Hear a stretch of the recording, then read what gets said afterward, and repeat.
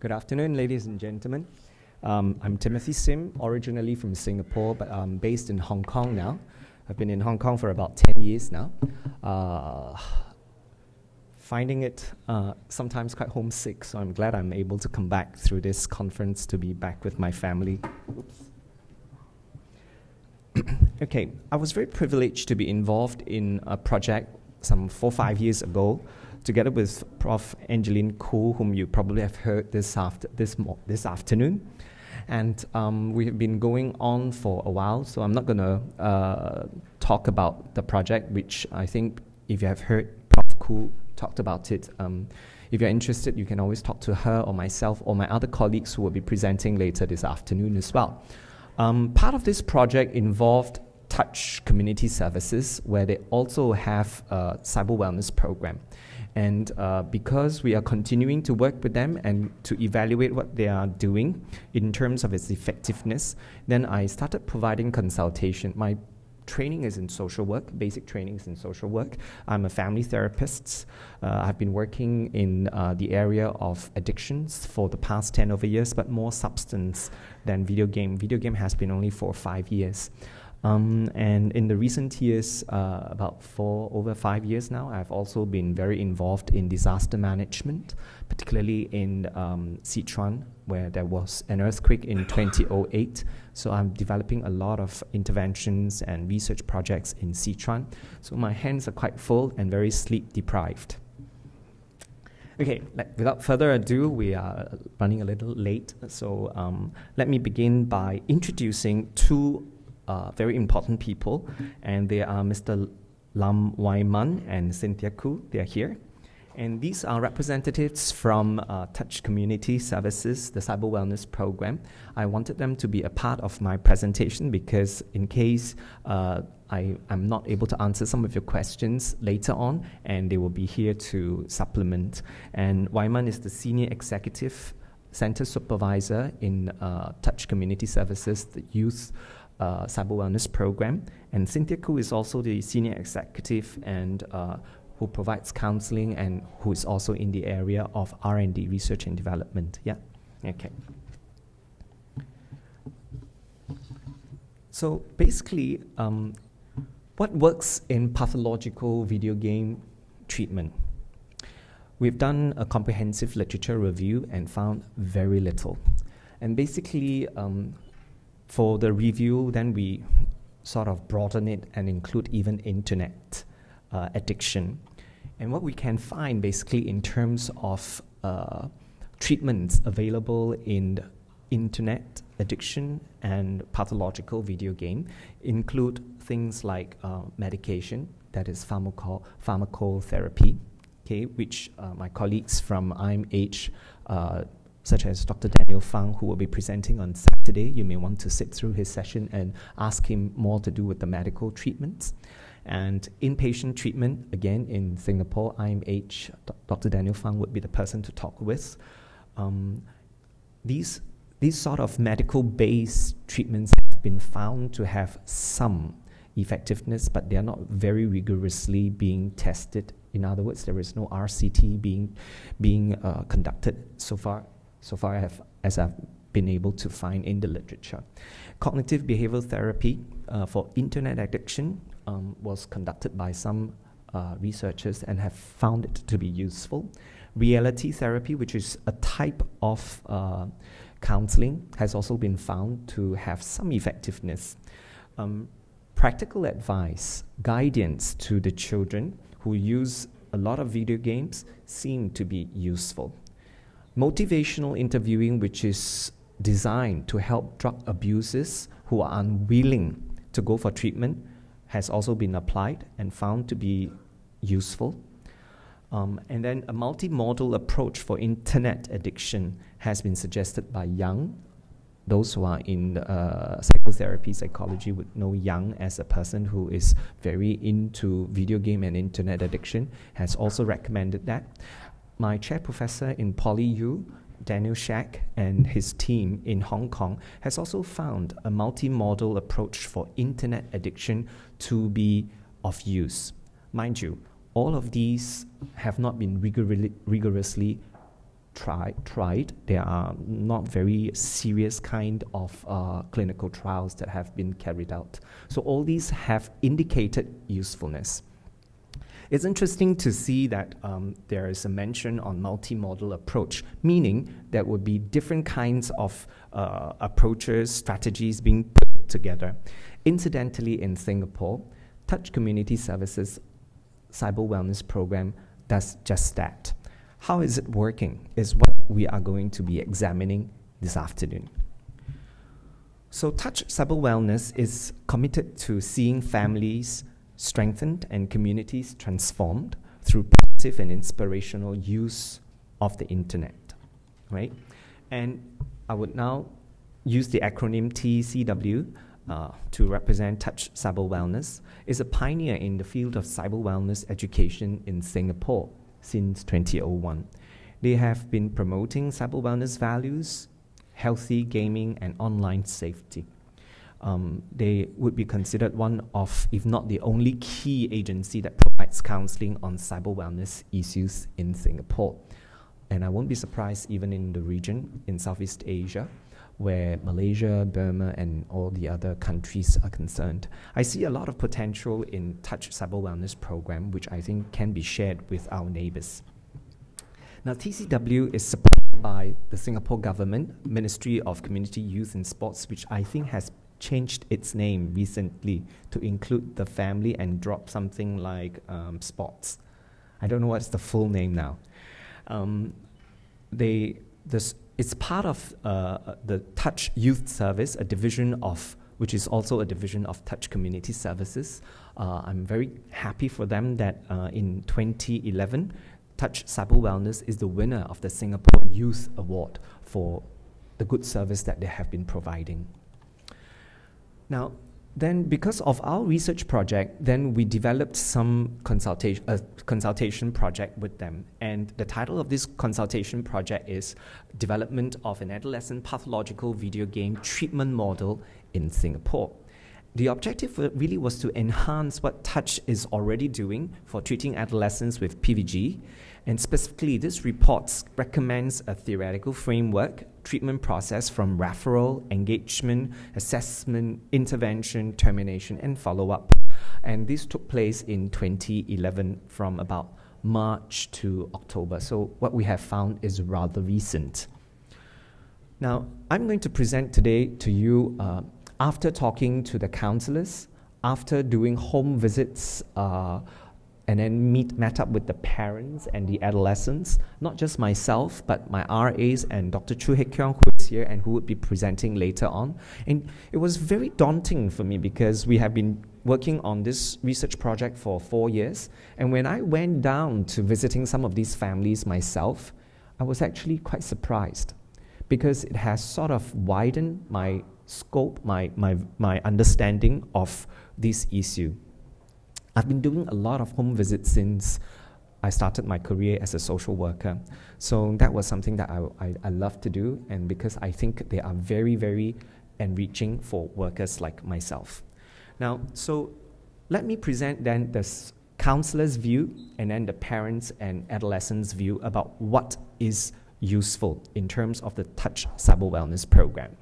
Let's begin with the counselor's perspective. So we had 2 focus group meetings. There were 4 of them, plus the other managers and other researchers. But the focus was on the 4 counselors on 2 occasions, in February and then in April.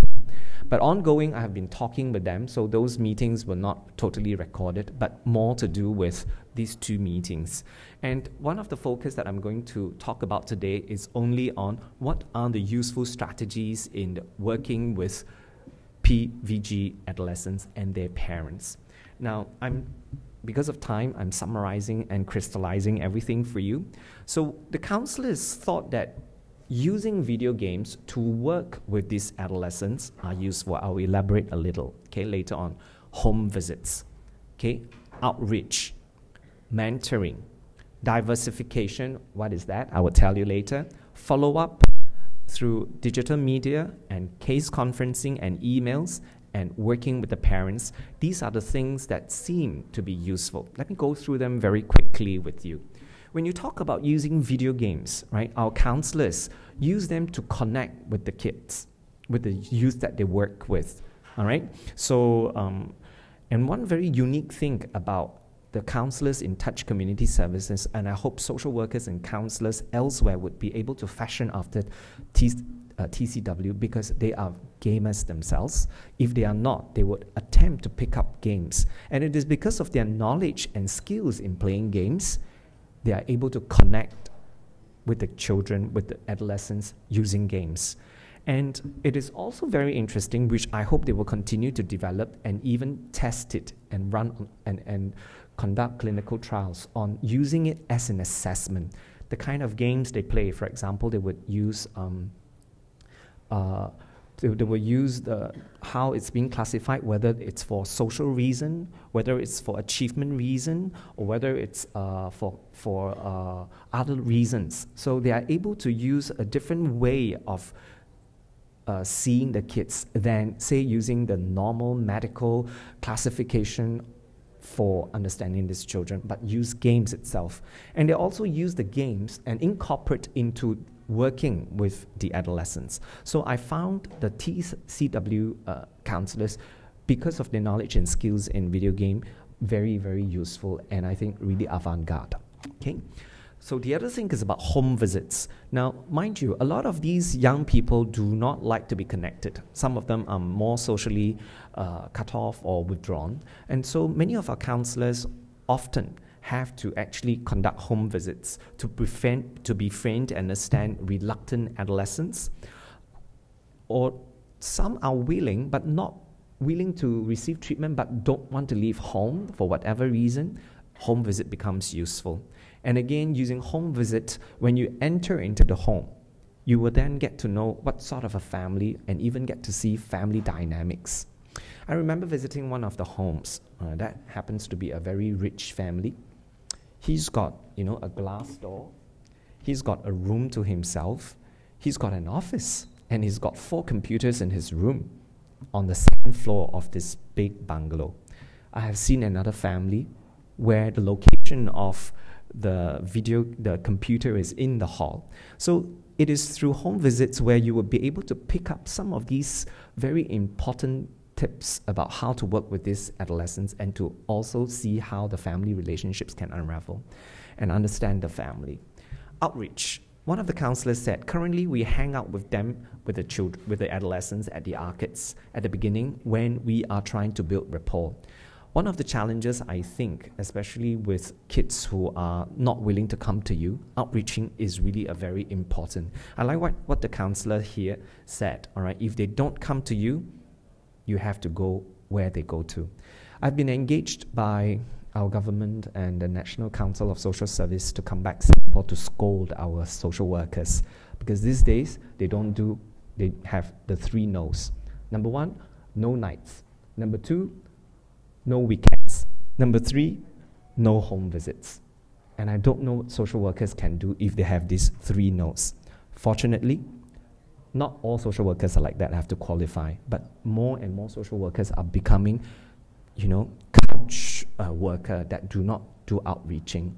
In Hong Kong, I think one of the most characteristic feature of Hong Kong social work is the outreach work that they do. And I'm glad that TCW is one of those services in Singapore that has really been working and outreaching to the kids who are really needing help.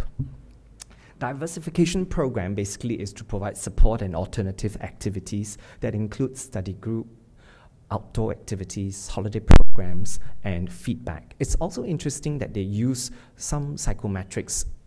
For example, they use DISC. They would use personality tests, which they creatively downloaded from the computer to work with these kids. And though they are not validated, but the kids actually like to have some of these information, feedback given to them, and actually it's also a way that our counselors are able to engage with them. Now, the other thing, it's also the parents. Some of the parents feedback at least that they know where the children are going. Some of them are not home, and when they go to arcades, for example, they get worried. Or there are also kids who do not want to leave the family home, and the parents are also very worried. So at least by organizing these diversification programs, the parents can feel assured. They know who they are with, they can trust the kids, and they also give a respite, in other words, some rest for the parents, and to make time for themselves. So when we work with the adolescents, the families, it's really always part of the equation.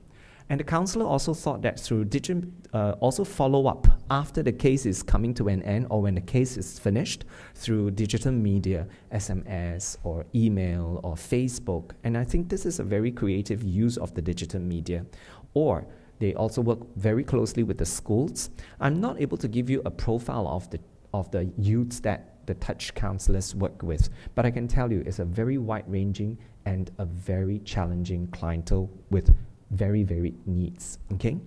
And parent education and consultation programs seem to be very useful. So to sum it up, all right, there are 4 major dimensions. 1, individual work with the adolescents, whether it's one-on-one mentoring or study group, counseling. 2, working with the parent and the adolescents.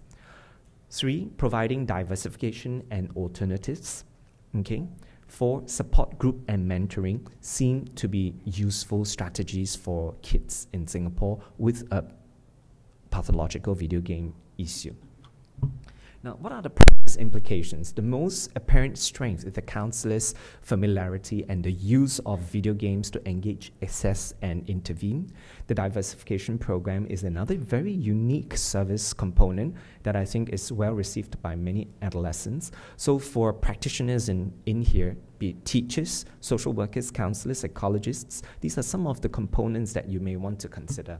Follow-up procedures with both the adolescents and schools using digital media and emails seems to be efficient and economical, parsimonious as well. The parent consultation component can be further developed. I think they are already developing that because parents are crying out for help, which we will get to see. So, what do the adolescents and the parents say about the Touch program? Now, we interviewed about 10 adolescents and 10 parents, which were very difficult to get. It's not easy to engage some of these parents who are very difficult, who are very busy themselves and very loaded with all sorts of demands. And many of these kids, some of them are very willing to help, but not all of them. Okay? So during this period from 2009 to 11, those who have already completed the services, we followed through over a period of 9 months. Okay? And these are some of what the adolescents said. What was useful to them? Making friends and teaming up. Guidance, such as through the psychological games, test games that they have. Learning discipline and control through fishing, for example. Playing team-building games, right? Sports and outdoor activities. Playing new and wider range of video games. These are some of the things that they found useful. What did the parents said? All right, the parents said, right, counseling and guidance to the adolescents. They always wish the counselor would do the talking and swagging of fingers, which not many of our counselors would do that, but they expected that, and it seemed to be helpful because they didn't complain, but they seem to be jealous that these kids seem to have a better relationship with them than with parents. And the kids seem to listen to the counselors more than they listen to the parents themselves, which inevitably at this stage of development for adolescents, this is not unusual. Now, most parents would say, I'm not sure what is useful. And then parent control device where you set the time in the computer, 2 parents found that awfully useful. Okay, so you control their time of playing, and there is a lot of negotiation that goes on. Okay, one of our counselors did that, and he's sitting in the room. It's not just going to every kid and then start doing it. You will create more trouble, right, than help if you just try going into the homes of these adolescents and start doing the control device. Counseling and guidance to parents. Actually, there were more. There were a lot of indication from parents about the help that they received from parents. Some of them were excluded because of the design of this study. The next question is then, what were not found to be useful by parents and adolescents? Let's look at them very quickly. Some of the adolescents said, none. basically, most of them that were interviewed found whatever Touch was doing for them was found to be useful. Or some of them just couldn't care less and said, I don't know, right? And counseling, 3 of them said it was useful. Fishing, real fishing, right? Some of them did not find it useful, right? Because for the whole day waiting, they didn't get any fish out of that time, so they didn't find it useful. Unrelated talks, right? Topics that you teach them on, cyber wellness, safety, they would not think it's relevant. And not enough contact and concern. One of them demanded more attention, but it's very demanding on the counsellors to be able to attend to them as and when they need, okay? One of them had no comment. Now, what did the parents say that was not so useful to them? Well, most parents, about half of them said, no comments. I think it's been very, very useful. Lack closeness and monitoring of their children. They demanded more from the counsellor. Did not get the right picture. Now, I think this is an important point, especially for colleagues from the mental health field. These cases, out of these 10 cases, one of the revelations for me was it was not a straight case of video game problem. There were a lot of mental health issues involved. And our counselor would tell you, for example, the Enhanced Step Up program, they are really multi-problem families and multi-problem cases. So it seems such an easy thing for me to present to you, but I tell you, I'm not able to go in depth. And many of these cases, I was shocked. Even though there were 10, out of the 10, a high percentage of these cases are some of the very complicated cases you can find in Singapore. And one of the reasons why I left Singapore is because I don't get complicated enough cases in Singapore. So I left for Hong Kong. But when I came back and did the home visit, I was actually quite taken aback to see some of these very messy families with a child getting too much into video games. Now, some of them found that because they have to pay to come, because they stay too far away, or some of the program components need paying, they also found it unaffordable. And unsuitable video games, right? Some of the parents didn't like the games, but they may not have a full picture of what is being played. And there was one particular parent that didn't find the service useful for him or her. I will go through these practice implications and we'll have a brief discussion. Now, the practice implications out of this study is the counselor's warm, friendly, and supportive disposition has left a strong impression on many adolescents and parents. I don't have time to present some of the verbatims. Many of these parents are very moved by the commitment of our workers. If there is a position of being far, intermediate, and close in terms of counseling relationship, I would consider what the counselors in Touch being very, very close. Okay, they are always on call. They are available. They do home visits. Compared to any social workers or counselors I know in IMH, which I provide consultancy in the NAM, in National Addiction Management Services, in FSCs, in counseling centers, and that's, I think, one very important implication where they are really available to the families and the adolescents. And the adolescents found outdoor activities and opportunities to make friends very useful. Now, this is interesting, where we have children who are sitting right in front of the computer now finding alternatives where they are diversified into outdoor. I think that could be a very important component in service. It could be developed more systematically into something like adventure-based counseling, cycling, etc. Okay, maybe not so much fishing, okay, from what they have told us. Consult the adolescents, I would suggest, for any type of activities that you want to run and where they will be interested. It could be something that is more risk-taking. I don't know what that could be for our young people today. It's up to the counselors to talk with them. Now, the other implications that I can think of is adolescents also appreciated the opportunities to learn, to grow, to develop, to become more mature, to take on responsibility, and also to be able to have a wider range of video games which the counselors are able to advise, and practical guidance in terms of their study, working on parent-child relationship. These are the kind of guidance that the adolescents appreciated. And sometimes the counselors become the mediator, right, between the child and the parent, and that, again, is very important. Now, few of the adolescents voluntarily mentioned counseling as a useful. In fact, 3 of them said it's useless. Remember earlier? So don't think about counseling in the counseling strictest sense. Counseling can come in all sorts and forms, so you need to be a lot more creative. The way counseling, therefore, is structured and formatted can be different. Now, parents felt that counseling was useful for them as well as for their children. So we need to duly consider the counseling needs of parents, which I think after this consultation project, our counselors have been working on that, and inform the parents of the assessment which the counselors were very capable of using video games. You'd be surprised, you won't be surprised, in fact, that many of these parents don't even know how to on the computer, let alone video games. So it is important to educate the parents about the sort of games that they play and the impact on them.